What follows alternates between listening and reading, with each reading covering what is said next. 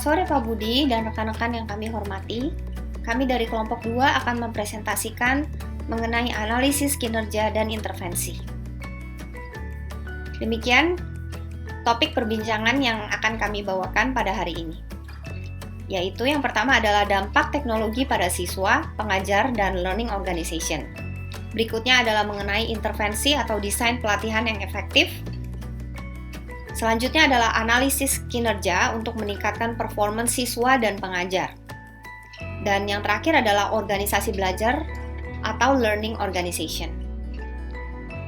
Demikian adalah definisi teknologi pembelajaran menurut AICTE tahun 2004, yaitu adalah studi dan etika praktik dalam upaya memfasilitasi pembelajaran dan meningkatkan kinerja dengan cara menciptakan, menggunakan, atau memanfaatkan dan mengelola proses serta sumber-sumber teknologi yang tepat. Jadi performance technology meningkatkan produktivitas dengan meningkatkan prestasi karyawan. Di sini adalah para guru itu sendiri. Dan performance technology ini adalah pendekatan yang sistematis dan komprehensif untuk meningkatkan prestasi kerja. Oke. Ini adalah inti dari pembahasan sore hari ini mengenai improving performance.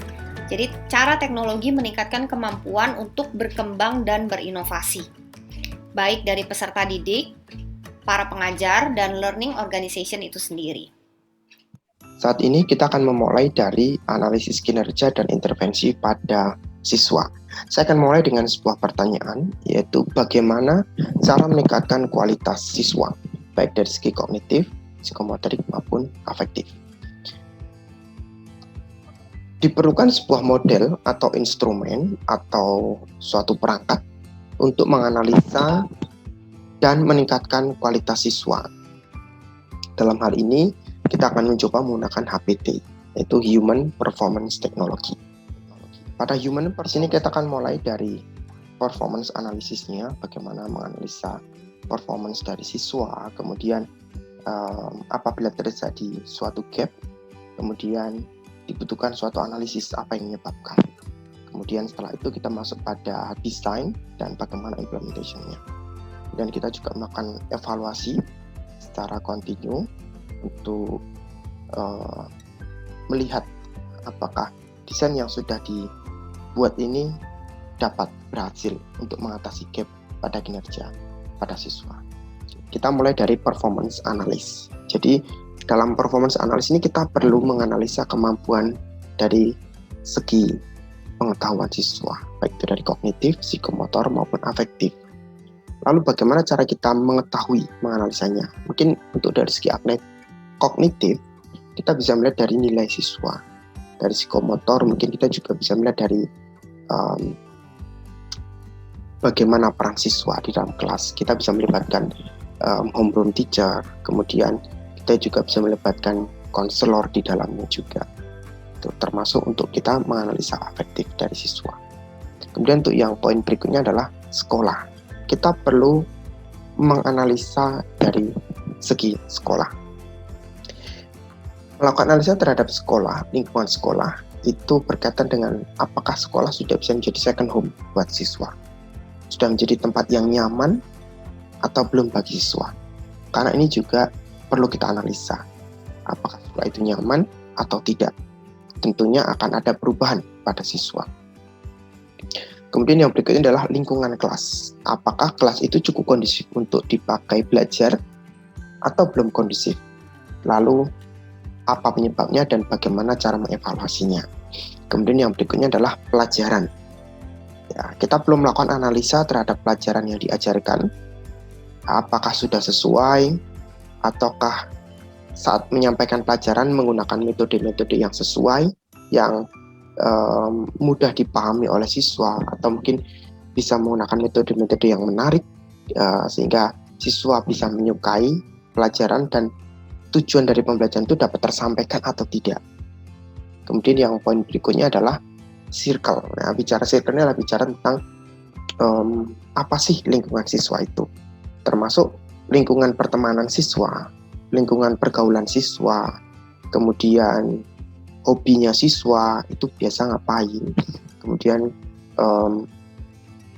circle ini cukup mempengaruhi karena ketika si anak memiliki lingkungan pergaulan yang katakan kurang tepat, ya mungkin perlu dievaluasi juga bagaimana membuat solusinya seperti itu. Kemudian untuk yang step berikutnya adalah poin berikutnya adalah knowledge, ya. Perlu kita melihat seperti yang tadi di awal, kita perlu menganalisa bisa dari survei beberapa rekan kerja, guru, ya, kemudian dari nilai siswa, dari mungkin kita juga bisa memberikan angket terhadap siswa bagaimana untuk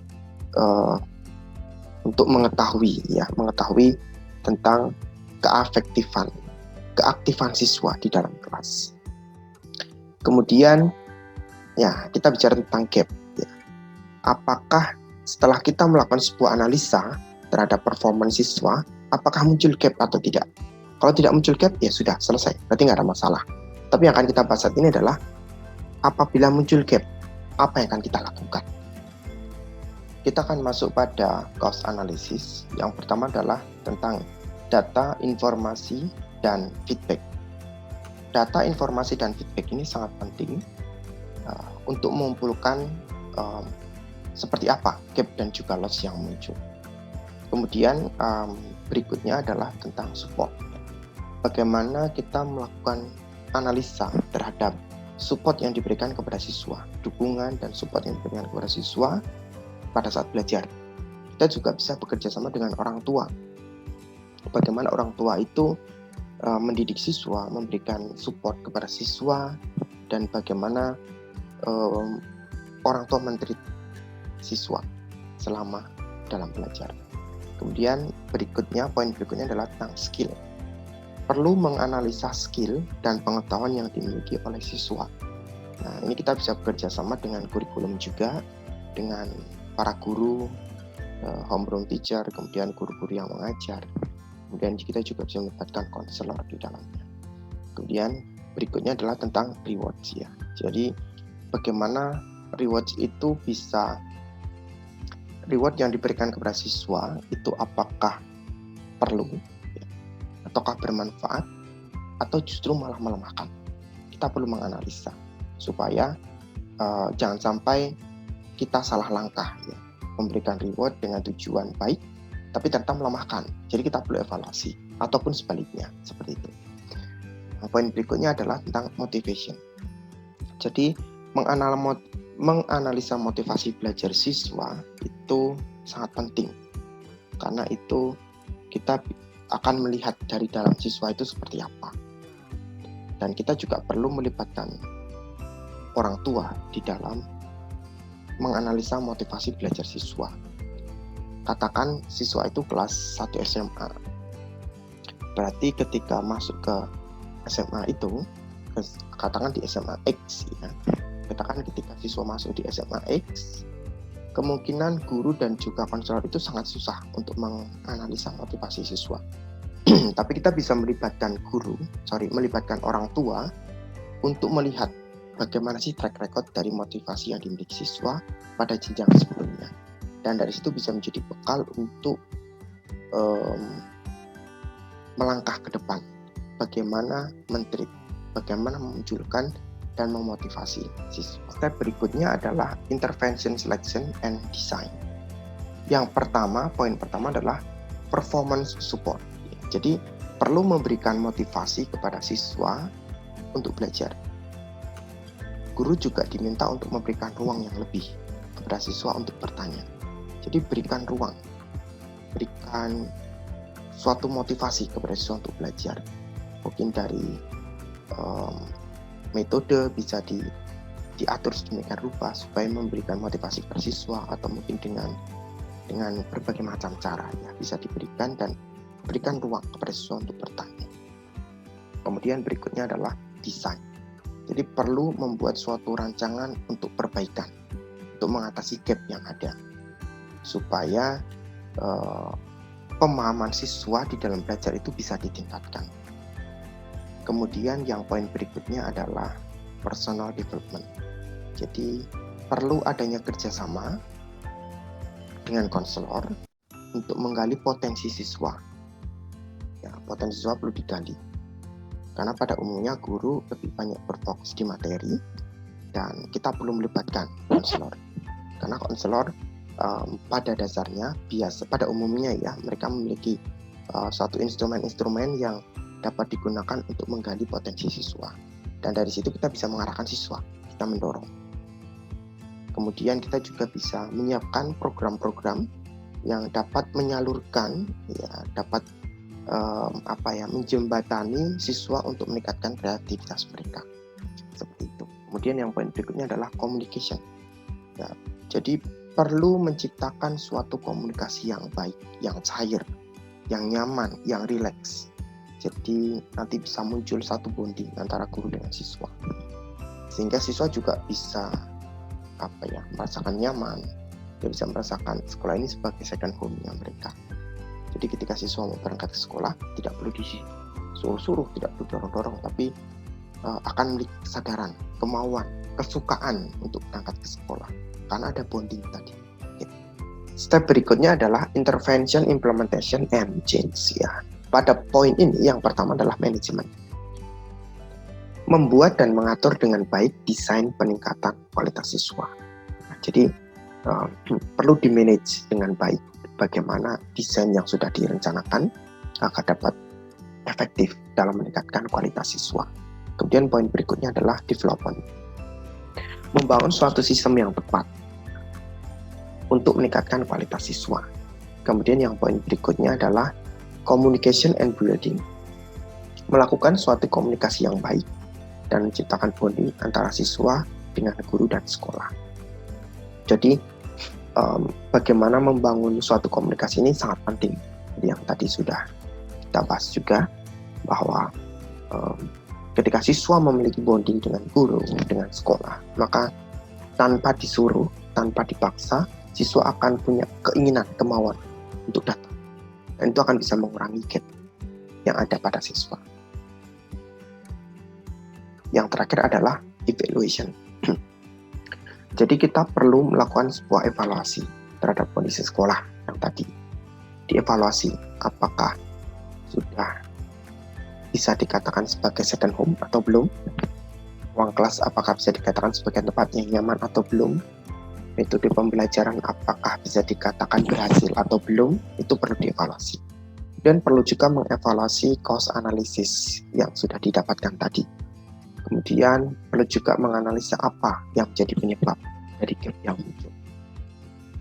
Kemudian kita juga perlu mengevaluasi desain yang sudah dirancang. Apakah desain itu dapat membawa suatu perubahan terhadap siswa. Nah, di sini adalah sebuah rangkuman dari yang tadi sudah dijelaskan ya tentang human performance technology.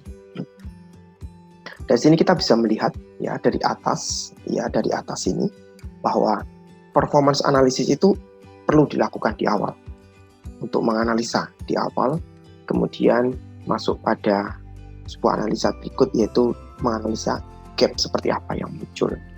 Kemudian dianalisa penyebabnya, masalahnya karena apa, dan buat suatu desain yang dapat menyelesaikan masalah ini.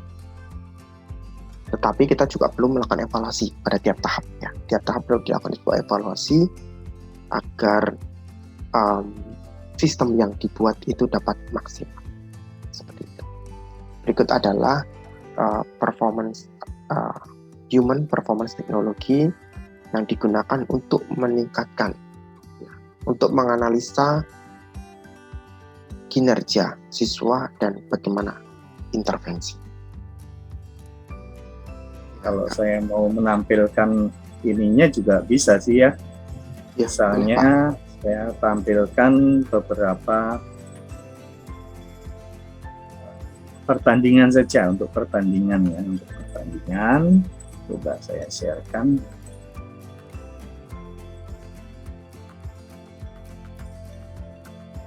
Nah, ini kalau di tingkat sekolah dulu aja ya, kalau di tingkat sekolah.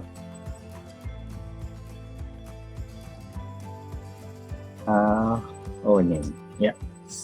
baik karena kurikulum yang kita pakai di sekolah itu menggunakan Cambridge, ya, jadi ini impor dari UK, dari luar negeri. Jadi basic penilaiannya ya assessment kriterianya adalah rumit ini ya, sedetail ini. Jadi nanti ada penilaian yang tahapan-tahapannya itu banyak ya, deskripsinya ada yang excellent, confident, competent, satisfactory, lalu limited. Jadi memang sangat ketat ya. Lalu kalau untuk mahasiswa itu sebetulnya kalau konteks di perkuliahan itu lebih simple menurut saya. Administrasi di dunia kerja, di dunia perkuliahan itu lebih ringkas, lebih simple, lebih apa adanya itu, jelas dan terukur gitu ya. Nah ini kalau di perkuliahan kami di SOD kebetulan mengajar mata kuliah ilustrasi tradisional. Semester lalu ini menggunakan indikator yang sederhana seperti ini, kemampuan, lalu mengukur kemampuan mahasiswa dalam pengetahuan bahan, dalam menerapkan teknik artistiknya, mampu mengolah itu, mendevelop lebih lagi, lalu mampu mempresentasikan. Itu kira-kira indikator yang sederhana. Seperti itu. Penilaiannya pun lebih bersifat bukan angka-angka lagi. Angka-angka itu dikonversi menjadi ABCD ya, ABCD. E itu artinya excellent ya, luar biasa. B itu ya bagus. C itu cukup. Nah kalau C itu biasanya silahkan diberi opsi, mahasiswa bisa mengulang lagi atau lanjut dengan kondisi tersebut. Nah ini mereka bisa berefleksi gitu ya, berefleksi. Memang kita menghadapi manusia, jadi sama saja baik di sekolah maupun di tingkat mahasiswa ada semacam gap ya, ada semacam perbedaan,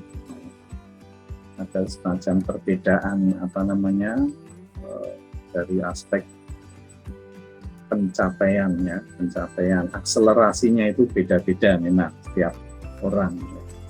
Ada yang cepat expertnya, ada yang sedang-sedang saja tapi konsisten. Banyak sekali kriteriumnya ya. Ada yang kira-kira kurang perhatian, tetapi ketika di push lagi, baru dia bersemangat lagi. Ada juga yang malas-malesan, ada gitu ya, yang malas-malesan dan yang nggak mau ngerjain ya. Dalam hal ini karena kita konteksnya ada belajar untuk memanusiakan manusia ya, jadi kita harus involve di sana. Guru harus bisa melakukan pendekatan yang cocok ya untuk siswa maupun mahasiswa gitu. Menurut saya gitu ya, pendekatan itu penting sekali. Jadi kita nggak bisa kaku, bisa menurut regulasi terlalu ini. Kita harus turun menerjemahkan aturan-aturan itu dalam dialog yang lebih manusiawi. Nah untuk itu banyak sekali sih seni dalam pendekatan ini. Memang bedanya memang kalau di tingkat siswa di sekolah itu critical thinking itu belum terlalu kuat ya, meskipun ada di sana dialog-dialog, lalu ada insight, nilai-nilai pembaruan atau kreasi-kreasi dari anak-anak yang yang melampaui dari yang kita inginkan. Nah itu, tapi di tingkat mahasiswa memang itu sudah wajibnya begitu ya, sudah harusnya begitu. Nah ini keniscayaan kalau mahasiswa ya harus di-push ke arah sana. Kira-kira seperti itu. Ya, Ini baik. adalah model dari Human Performance Technology, dimulai dari Performance Analysis, di mana kita akan menganalisa Operational Analysis yang ada, dipengaruhi oleh Environmental Analysis, lalu akan ada tujuan yang akan kita capai, dan ada actual state, keadaan yang sekarang, dan akan ada jarak atau gap. Dan ini adalah cara-cara untuk mengatasi gap tersebut.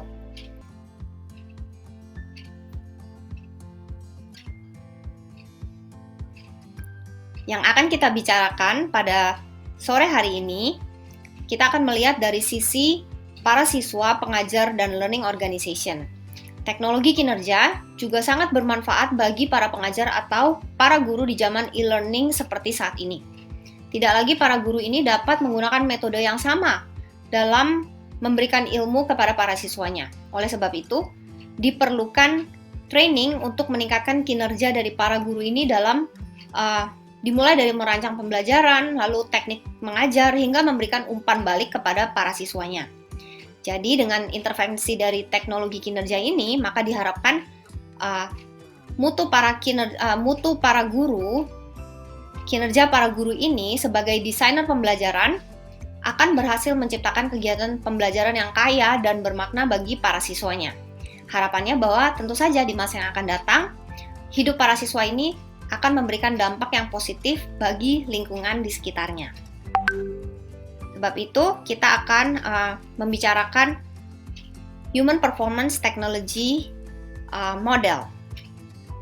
Saat ini, saya telah mewawancarai salah seorang prinsipal dari sekolah internasional di Jakarta. Demikian wawancaranya. Saya akan putarkan bahwa apa yang terjadi di sekolah itu dimulai dari apa yang terjadi dengan apa yang diharapkan dan kiat-kiat apa yang dilakukan untuk mengatasi kesenjangan yang ada.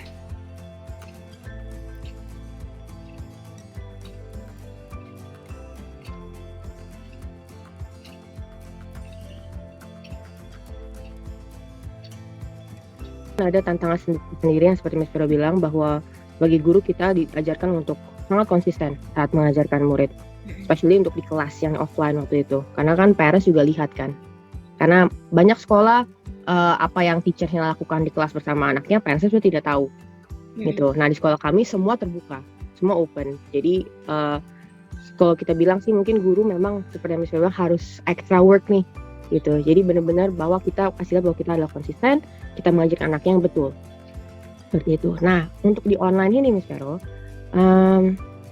saya lihat sih agak interesting ya, agak unik. Kenapa?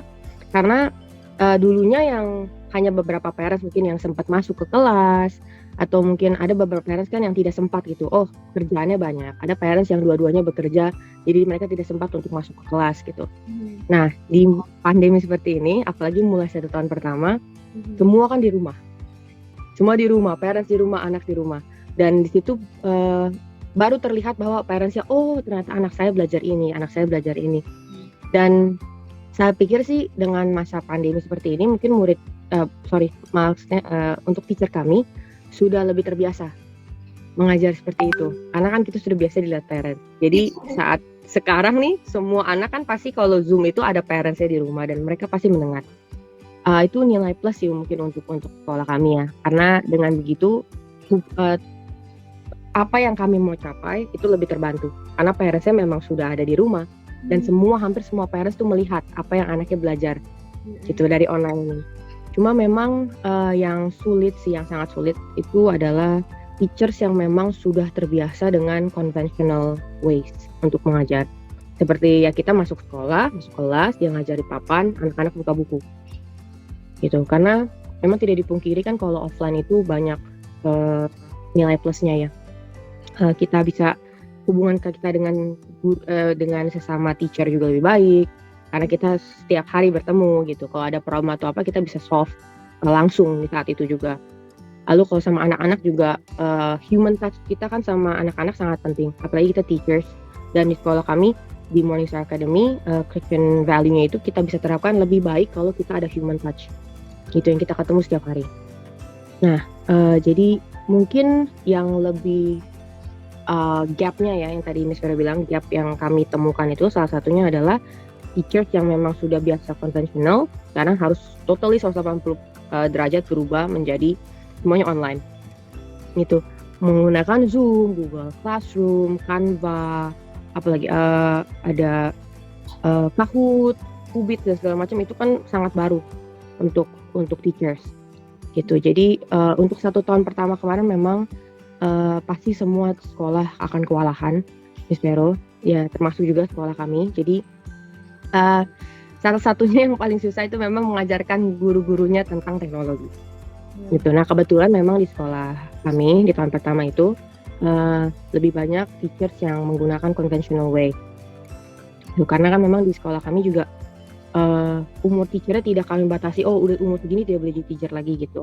Jadi memang ada yang lebih senior, guru-guru senior yang kesulitan menggunakan online ini, gitu, menggunakan teknologi, ada yang memang buka Zoom juga susah, ini pencetnya yang mana dan segala macam, lalu menggunakan Microsoft Word, PowerPoint, Excel, terus Zoom dan Google Classroom. Nah Google Classroom itu salah satu yang paling agak susah sih kemarin memang untuk penyesuaian. Mungkin 2-3 bulan itu masih ada faults-nya ya, ada error and trial. Tapi kami mungkin menyiasatinya kemarin, kami sangat I think we believe that human contact and communication is the most important thing untuk menciptakan maksudnya suasana yang kondusif, suasana yang baik dan untuk meningkatkan performa teacher juga. Jadi selama 1 tahun pertama itu kami berusaha untuk selalu connect dengan teachernya. Jadi kami buat pertemuan, kami buat classes khusus untuk teacher yang memang teachernya kami tidak yang teach ya, maksudnya yang coachnya itu bukan dari pihak luar tapi memang pihak kami sendiri gitu. Jadi mungkin salah satu teacher ada yang really good with Google Form gitu. Kami minta dia untuk berbicara untuk mengajarkan teacher-teachernya dan bisa nge-guide juga nih. Jadi selama pembelajaran ini teacher itu akan open untuk pertanyaan, untuk personal chat kalau misalnya ada yang masih nggak mengerti atau gimana gitu. Lalu salah satunya juga ada Google Form, lalu Zoom itu kami juga adakan kelas-kelas untuk teachernya dan juga untuk pembuatan video. Karena untuk 1 tahun pertama kami itu kemarin tidak semua kelas itu full Zoom. Karena kan mungkin agak kaget juga ya, parents juga kan lihat, aduh kok anak saya tiap hari ada di gadget gitu. Yang tadinya cuma sejam sehari atau cuma Sabtu Minggu gadget ya sekarang harus tiap hari karena kan belajar. Betul. Itu jadi kami menyesuaikan jam-jamnya. Jadi 1 tahun pertama itu kami membuat Zoom-nya setiap hari ada, tapi tidak setiap kelas harus tatap muka dengan teacher. Sebagai gantinya, kami hampir semua pelajaran membuat video. Jadi video untuk menerangkan materi hari itu, atau mau review dan segala macam, untuk mengajarkan mereka cara bikin homework-nya, assignment in school. Nah itu juga kami kemarin sempat ada beberapa kelas-kelas yang kami buka untuk pembuatan video. Lalu teacher juga bisa feel free langsung kontak guru yang mengajarkan video itu. Nanti bisa personal one-on-one atau bisa mengatur jadwalnya masing-masing gitu. Jadi selama ini sih memang yang kami terapkan untuk teachers adalah jangan takut untuk bertanya. Gitu, jangan takut untuk aduh ini saya nggak enak nih nanti kalau mau nanya gimana. Ya feel free to ask. Karena kita kan roots kita adalah teacher gitu. Dan kita harus mau membantu mengajarkan sekalipun sesama teacher juga kita harus. Karena kan teacher itu bukan hanya mengajarkan siswa. Seperti itu, Miss Vero. Ya, baik. Demikian. Dan untuk wawancara selengkapnya, kami akan taruh itu ada di Moodle. Nanti teman-teman juga bisa akses wawancara selengkapnya untuk ada di Moodle. Dan ini adalah hasil dari yang kami dapatkan, untuk performance analysis, yaitu langkah pertama dari Human Performance Technology. Performance analysis itu adalah proses mengidentifikasi persyaratan kinerja organisasi dan membandingkannya dengan tujuan dan kemampuan individu. Jadi pada langkah yang pertama ini kita menganalisa kemampuan guru dalam aspek pedagogik, kepribadian mereka, sosial mereka, dan profesional. Apakah kemampuan para guru tersebut sesuai dengan visi dan misi yang dimiliki oleh sekolah? Dan ini sangat dipengaruhi oleh faktor lingkungan, yaitu yang pertama adalah faktor lingkungan ini ada faktor organisasi, di mana di dalam faktor organisasi ini ada para pengambil keputusan, para stakeholder, lalu customer, di sini adalah para orang tua, para siswa, dan juga persaingan. Persaingan ini bagaimana di antara para guru itu, bagaimana mereka pressure di antara para guru itu. Lalu yang kedua adalah lingkungan kerja, seperti sumber-sumber yang tersedia di sekolah, lalu alat-alat pendukung, dan peraturan-peraturan yang berlaku di sekolah. Yang ketiga adalah pekerjaan, seperti alur pekerjaan, prosedur kerja, dan tanggung jawab para guru itu. Lalu yang keempat adalah kinerja. Kinerja para guru sendiri mencakup pengetahuan, keterampilan mereka, lalu motivasi mereka, ekspektasi mereka mengajar, dan kapasitas mereka sendiri. Ini adalah bagian yang pertama. Lalu yang selanjutnya, ini adalah cost analysis. Cost analysis ini proses menentukan akar penyebab sesungguhnya dari kesenjangan kinerja. Jadi di sini adalah menurut Mark Rosenberg, dalam bukunya di tahun 1996, dia menulis tentang root cause analysis sebagai bridge antara analisis kinerja dan intervensi yang tepat akan menghilangkan kesenjangan. Ya, jadi jauh di dalam problem itu adalah cost analysis ini. Ini yang akan dicari tahu penyebabnya. Jadi misalnya cost analysis ini ada kurangnya. Yang pertama adalah ada kurangnya data, informasi, feedback. Nah, jika kita sudah tahu bahwa seorang guru ini kurang data, kurang informasi, kurang feedback, nah kita bisa mengumpulkan data dan informasi tentang gap yang muncul. Jadi gapnya itu apa, lalu kita bisa kumpulkan data dan informasi. Yang kedua adalah dukungan lingkungan. Kita bisa melakukan analisa terhadap dukungan dan support yang diberikan kepada para guru dalam sumber daya dan peralatan. Lalu yang ketiga adalah rewards. Di sini kita bisa mengkaji insentif dan reward yang diberikan kepada guru, bahkan konsekuensi yang diberikan, apakah sudah sesuai dan bermanfaat. Ya, karena tidak semua sistem itu bisa diterapkan dengan sama. Itu yang keempat adalah skill, yaitu menganalisa skill dan pengetahuan yang dimiliki oleh guru sesuai dengan sistem dan standar kerja yang ada.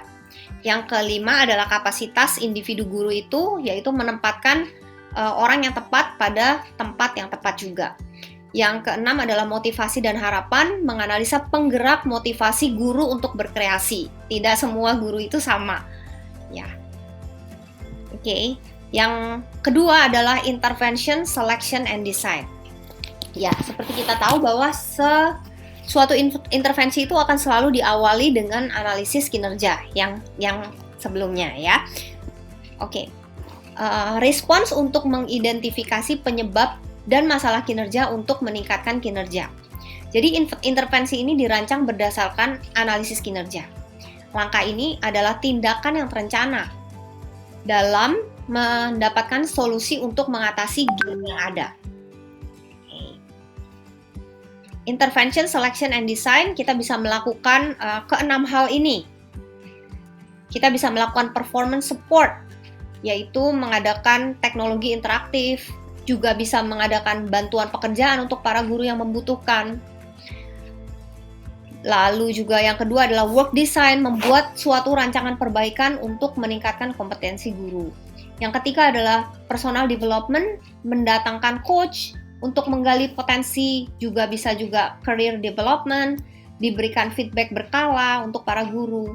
Yang keempat adalah human resource development, bisa diadakan coaching, mentoring, reward, insentif, juga jenjang karir, bahkan perencanaan pensiun. Itu juga kesehatan fisik dan mental para guru. Yang kelima adalah communication, yaitu rules of command dan informasi yang jelas, jaringan dan kolaborasi, juga sistem saran dan keluhan. Ini akan sangat bermanfaat ya. Desain pengembangan juga seperti studi banding, misalnya mengirimkan guru ke sekolah lain gitu untuk mengadakan studi banding, lalu merayakan budaya dan keanekaragaman, juga etika dan spiritualitas di sekolah. Yang ini adalah yang keempat, yaitu intervention, implementation, and change. Jadi tahap ketika intervensi itu diimplementasikan, pasti akan terjadi suatu perubahan. Ya, perubahan ini mulai mempengaruhi individu, kelompok, dan akhirnya merubah seluruh tatanan organisasi. Jadi, solusi yang baik, namun jika diimplementasikan dengan buruk, maka itu akan menjadi solusi yang buruk. Jadi pada intervention, implementation, and change, itu ada change management, yaitu restrukturisasi guru mata pelajaran sesuai dengan bidang kompetensinya. Juga diadakan rotasi para guru. Yang kedua adalah development, membuat sistem training guru. Yang ketiga adalah communication and building, menciptakan komunikasi yang disengaja, seperti coffee time atau pendampingan dengan guru yang lebih senior. Dan yang tahap yang terakhir dari human performance technology ini adalah evaluation. Ya, ini untuk menghasilkan informasi yang sangat penting untuk suatu organisasi sekolah tentang sejauh mana keberhasilan dari intervensi yang sudah dilakukan. Jadi, evaluasi ini menghasilkan informasi yang sangat berharga untuk para praktisi, pemegang kepentingan, pemegang saham, manajer, serta para klien untuk mengambil keputusan di masa yang akan datang. Nah, ada 3 jenis evaluasi atau disebut juga meta-evaluasi. Yang pertama adalah evaluasi formatif, yaitu bersifat pengembangan dan berkelanjutan. Ini memberikan informasi untuk perbaikan, misalnya feedback dalam tugas training. Yang kedua adalah evaluasi sumatif, ini berfokus pada efektivitas intervensi kerja setelah diimplementasikan. Misalnya diadakan KPI setelah diadakannya training, apakah ada kompetensi yang sudah berhasil ditingkatkan oleh para guru yang di training. Yang ketiga adalah konfirmatif, yaitu menempatkan nilai pada kompetensi dan efektivitas intervensi. Ini biasanya dilakukan 6-12 bulan setelah evaluasi konfirmatif tersebut. Ya, ini adalah kesimpulan yang sudah kita lakukan dan tindakan-tindakan praktis apa saja yang bisa kita lakukan untuk meningkatkan performance dari teacher di suatu sekolahan. Ya. Oke, sekarang kita masuk ke bagian yang ketiga dari presentasi kita, yaitu improving organization performance. Dan dalam materi yang ketiga ini terbagi menjadi 2, yaitu organization development dan learning organization. Kita mulai dari organization development. Dapat dikatakan bahwa keberhasilan organisasi bergantung kepada kemampuan organisasi tersebut untuk beradaptasi. Charles Darwin pernah mengatakan bahwa spesies yang mampu beradaptasi lah yang survive. Walaupun ini konteksnya berbicara mengenai spesies, namun perkataan ini ada benarnya juga sih untuk organisasi. Yang menjadi pertanyaan sekarang adalah apa yang menyebabkan perubahan pada suatu organisasi. Perubahan bisa terjadi karena 2 faktor, yaitu faktor internal dan faktor eksternal. Faktor internal misalnya ada perubahan visi misi value, lalu ada perubahan ukuran organisasi dari kecil ke sedang ke besar, dan sebaliknya malah. Dan bisa juga karena cakupan organisasi, misalnya perubahan dari kecamatan ke kota, kota ke provinsi, provinsi ke negara, nasional, dan seterusnya. Bisa juga kan adanya suatu perubahan organisasi, misalnya bisa perusahaannya mau membuat suatu holding misalnya, lalu bisa juga karena adanya perubahan orientasi organisasi, misalnya dari sosial ke profit, dan seterusnya. Bisa juga perubahan organisasi itu disebabkan oleh faktor internal juga nih ya. Masih dalam faktor internal itu siklus organisasi, perusahaannya sedang dalam fase apa nih, apakah dia masih perusahaan baru, sedang bertumbuh, matang, atau sedang mengalami penurunan. Dan juga tujuan tidak tercapai dan perlu adanya perubahan juga menyebabkan perubahan dalam faktor internal. Sedangkan faktor eksternal yang bisa menyebabkan perubahan itu adalah perkembangan teknologi yang tentu saja berpengaruh di dalam proses di organisasi. Lalu ada perubahan pemerintah, kebijakan pemerintah, pergantian kepemerintahan, kondisi ekonomi, misalnya apakah sedang krisis, inflasi, deflasi, lalu juga permasalahan kompetitor, misalnya muncul kompetitor baru, persaingan kompetitor, dan juga adanya perubahan segmen.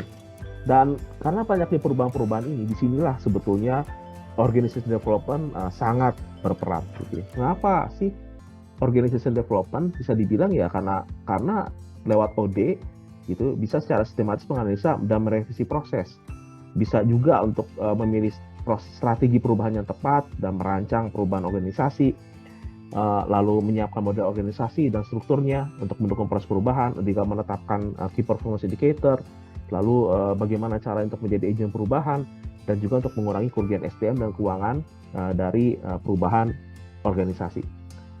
Dan kalau bicara mengenai bagaimana mendiagnosa organisasi itu, kita sudah mengenal HPT model, ya, Van Thiem, Mosley, itu yang tadi dibacakan oleh Pak Maranatha, gitu. Dan ini banyak teori sebenarnya untuk ya, mendiagnosa organisasi. Salah satunya adalah model seperti ini, yaitu Galbraith Star, yang terdiri dari 5 komponen, yaitu strategi, sistem, struktur, people, culture, gitu. Dan penjabarannya adalah seperti ini, ada pertanyaan-pertanyaan yang harus didiagnosa di masing-masing komponennya, gitu. Bisa dilihat strategi apa, sistem apa, gitu, pertanyaan harus ditanyakan, lalu struktur bagaimana, people bagaimana, dan culture bagaimana. Saya akan nggak bahas lebih lanjut, nanti rekan-rekan bisa lihat.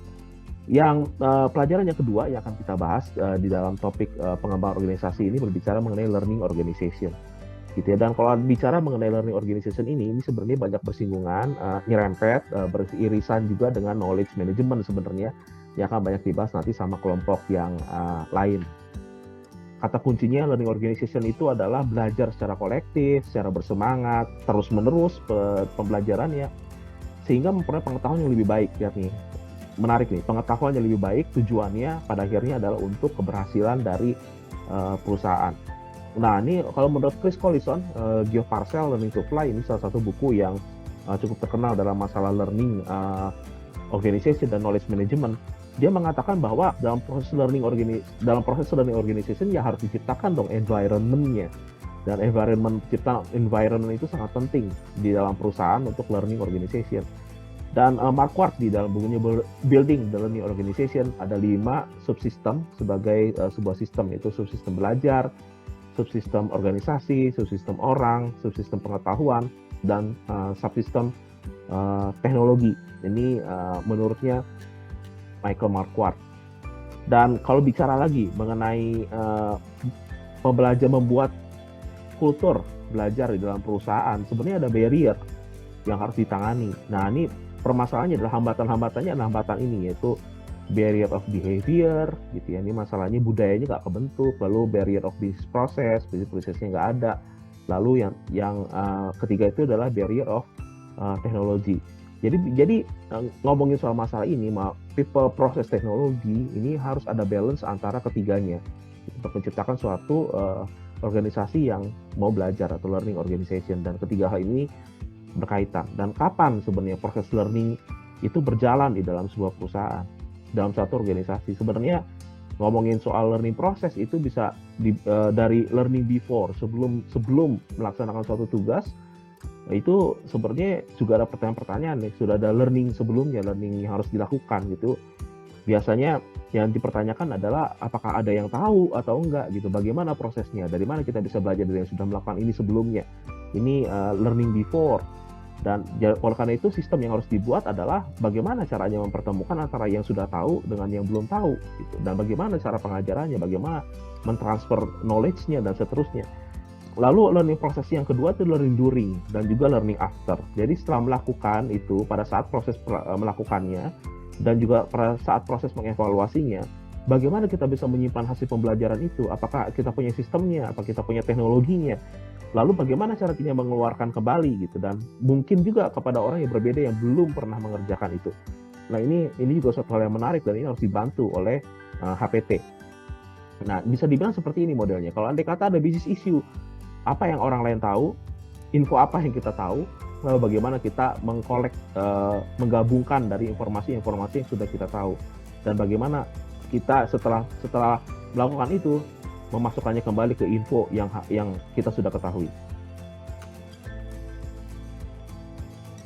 Dulu kalau kita berbicara, kalau di dalam marketing itu simple, Jadinya ada satu marketing, jadi dia berbicara soal manajer dan kemudian direktur marketing,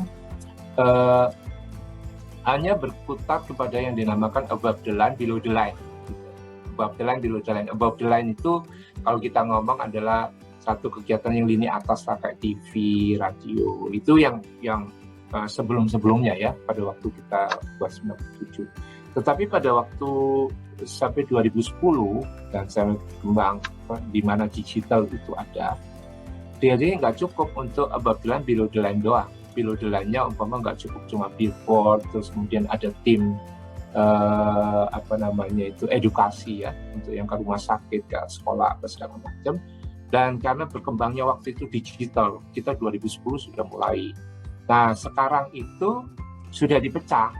Jadi mengikuti perkembangan itu, memang peran dari above the line TV itu semakin kecil, karena menurut survei itu semakin sedikit orang yang nonton namanya terrestrial TV. Tuh, kayak terrestrial TV itu kayak RCTI, kayak SCTV dan segala macam gitu ya, yang terrestrial. Dulu berkembangnya ke PTV. PTV itu ke MNC apa segala macam, dulu kan di Indovision lah ya, kabel vision gitu kan. Nah, ternyata berkembang lagi. Orang dulu nontonnya ke PTV, tapi begitu ada berkembang YouTube, orang jarang nonton terrestrial PTV, tapi nonton YouTube gitu. Nah, YouTube berkembang lagi sekarang jadi TikTok. Nah, organisasinya berubah. Jadi di dalam marketing itu nggak cukup ATL, BTL, tetapi ada digital. Jadi digital marketing. Nah, digital marketing ini yang berkaitan dengan Instagram, dulu Facebook ya, Facebook, Instagram, dan sekarang kemudian muncul lagi, sehingga dia bisa mengukur cara efektivitasnya ke arah sana. Ini saya melihat memang kuat di dalam budaya, culture-nya kuat. Nah, culture-nya kuat itu selalu berbicara dari atas ke bawah, jadi top down jadinya. Nah, di kita itu pemiliknya itu ada yang kita ngomong itu sebetulnya mereka ngomong filosofi. Jadi umpama contoh, saya kasih contoh nih, pemiliknya itu dia ngomong itu Otsuka people creating new product for better health worldwide. Jadi bukan for better profit, bukan for better revenue, tapi for better health worldwide. Nah, pada waktu ngomong seperti itu ditunjukin bahwa for better health worldwide itu harus berani walaupun produknya belum menghasilkan keuntungan begitu. Jadi ada satu spirit yang nggak boleh putus asa gitu. Nah, saya kasih contoh bahwa di Pokari di Indonesia 89 masuk, 2022 baru BEP, 13 tahun itu baru BEP. Itu bayangkan aja kalau nggak punya semangat itu, spirit itu, nggak punya perseverance seperti itu, nggak bakal bertahan gitu. Nah, terus kemudian gimana di Indonesia itu dituangkan ke dalam visi dan misi. Misinya singkat sebetulnya. Amarta Indah Otsuka itu apa sih visinya? Brilliant company. Wah, kok brilliant company? Terus kemudian diturunkan kalau brilliant company itu mau dia ya harus punya brilliant people. Makanya oleh sebab itu di dalam salah satu misinya itu adalah people development. Karena ngikutin itu Otsuka people creating gitu, creating sama people gitu. Nah, pada waktu diturunkan itu menjadi satu semangat di kita, muncullah yang dinamakan value-nya itu kita sebut hexa principle dulu 10 principle, tapi karena memang ada mirip dibuat hexa principle. Nah, apa hexa principle itu? Yaitu dia biasanya kita singkat CROFF CC gitu. Ada passion, ada respect, ada one for all for one. Ada berbicara soal for the future, untuk masa depan. Harus berbicara soal kreatif dan kredibel.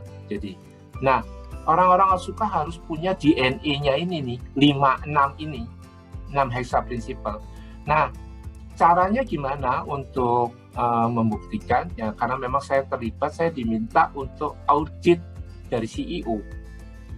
Jadi, apakah ya CEO-nya yang minta? Saya pada waktu itu, Pak Pre audit saya gitu, apakah ini? Nah, kemudian kita nanya nih yang ke bawah kita. Saya datang ke manajer-manajer yang kontak sama dia, apakah CEO itu memberikan ruang Anda untuk melakukan itu tadi? Apakah dia menunjukkan sesuatu passion, respect, one for all for one? Apakah dia berbicara for the future dan berbicara soal credible dan kreatif dan credible, feedback gitu. Nah, pada waktu di feedback sesuatu yang nggak bagus, ngomong terbuka, dan itu berkala ya, 6 bulan nanti Maret ini saya melakukan lagi gitu. Jadi kalau kita berbicara soal sistem ya, teknologi, hampir kalau di Amerika dan Suka itu hampir lengkap, mulai dari AI, mulai IoT, mulai dari semua yang kemudian sistem reportingnya itu berdasarkan dari aplikasi yang kita mau lakukan. Tetapi yang unik itu dari CEO itu, dia pernah tanggal 2 Januari itu dia pernah ngasih satu presentasi begini, bahwa digital transformation itu akan membuat hubungan kita itu, manusia itu akan semakin menjauh. Jadi dia katakan yang bisa membuat hubungan kita itu baik adalah kalau kita punya keinginan sempurna seperti Tuhan. Ini CEO-nya bukan anak Tuhan ini penyembah matahari, tapi dia ini CEO-nya itu adalah mania kalau soal teknologi.